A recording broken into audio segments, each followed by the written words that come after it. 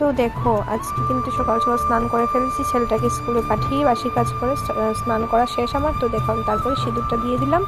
তো সিঁদুর দিয়ে চা খেয়ে বসেছি আমি, আমার শাশুড়ি মা, আমার শ্বশুরমশাই চা খেলাম আমরা। চা খেয়ে তারপর বসলাম।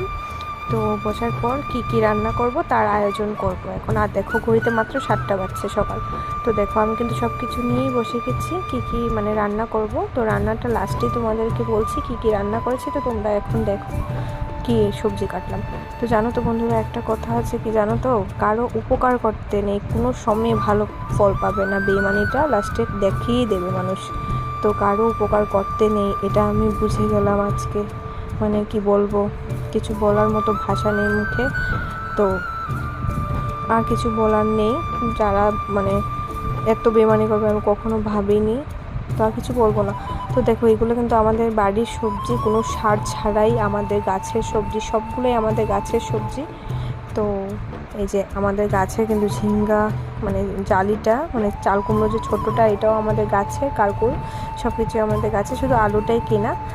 তো দেখো দেখাচ্ছি যে আমাদের গাছের ঝিঙ্গা করে কি ডিগা ডিগা, খুব মানে খেতেও খুব টেস্ট। তো এইগুলি রান্না করেছি আমি, লাউয়ের যে বাকলা ছিল সেগুলি দিয়ে আমি সিঁদুর দিয়ে একটা চাটনির মতো করেছি মাখা মাখা করে। আর মাছ তরকারি রান্না করলাম ঝিঙ্গা দিয়ে, আর চাল কুমড়োটা ডিগা ছিল একদম, তো তাই সেটা দিয়ে, আর চাল কুমড়োটাকে ভাজি করলাম আর কারকুল ভাজি করলাম। তো এটা কিন্তু আমি ফার্স্ট টাইম রান্না করলাম, মানে এই রান্নাটা খুবই টেস্ট হয়ে গেছে। আর আমাদের খাওয়াটাও শেষ, টেস্ট হয়েছে, ভালোই লেগেছে, এত খারাপ হয়নি। তো তোমাদের আমার ভিডিওটা কেমন লাগলো অবশ্যই কমেন্ট করে জানিও, আর লাইক শেয়ার ফলো করে দিও প্লিজ। তো দেখো আমি দেখাচ্ছি যে আমি স্নান করার পর এখন আমার চুলটাও শুকায়নি, আমার রান্নাও শেষ। তো টাটা বাই বাই।